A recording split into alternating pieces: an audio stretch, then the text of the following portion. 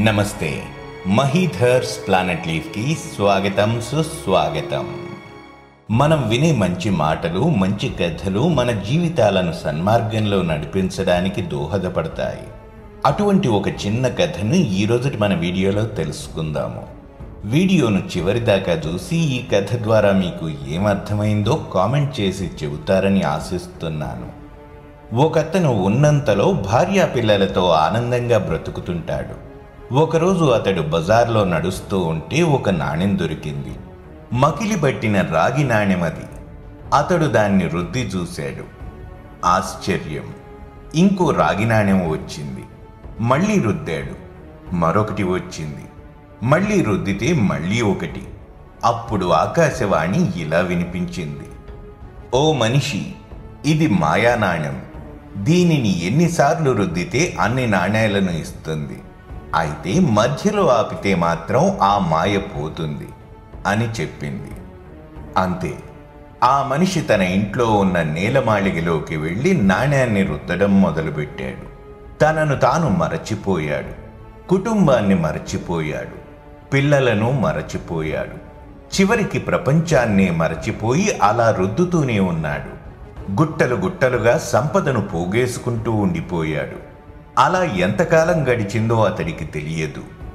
ఒకరోజు అతడికి ఇక చాలనిపించి రాగి నాణ్యాన్ని పక్కన పడేసి బయటకు వచ్చాడు. చుట్టూ చూసి నిశ్చేష్టుడయ్యాడు. ఇప్పుడు అతడిని ఎవ్వరూ గుర్తుపట్టడం లేదు. పిచ్చివాడిలా ఉంది అతడి వాలకం. పిల్లలకు పిల్లలు పుట్టి ఉన్నారు. కొత్త భవనాలు వెలసి ఉన్నాయి. కొత్త సంగీతాలు వినిపిస్తున్నాయి.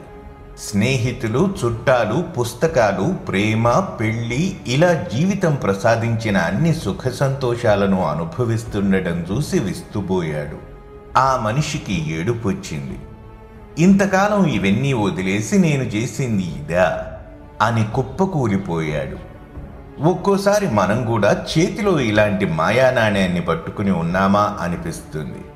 డబ్బు సంపాదనలో, కీర్తికాంక్షలో, లక్ష్య చేతనలో పడి బంగారు నాణ్యం వంటి జీవితాన్ని చేజేతులారా మకిలి రాగి నాణ్యంలా మార్చుకుంటున్నామా?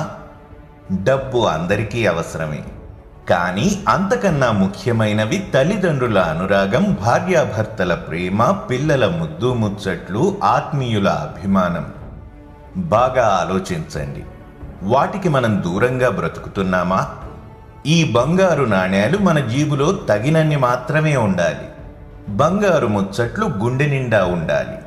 విలువలను తెలియజేసే మనసున్న వారందరూ స్పందించే ఉదంతమిది.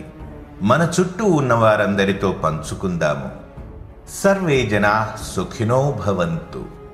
మరిన్ని మంచి వీడియోలతో మళ్ళీ మీ ముందుకు వస్తాను. మరి ఆ వీడియోలు మిస్ కాకూడదనుకుంటే మన ఛానల్ను సబ్స్క్రైబ్ చేసుకోండి. అలాగే వీడియోస్ని లైక్ అండ్ షేర్ చేయడం మర్చిపోకండి. మీకు తెలిసిన, తెలుసుకోదలిచిన విషయాలను క్రింద కామెంట్ బాక్స్లో తప్పక తెలియజేయండి. వీడియో క్రింద డిస్క్రిప్షన్లో పొందుపరిచిన మన సోషల్ మీడియా లింక్స్ కూడా ఫాలో అవుతారని ఆశిస్తున్నాను.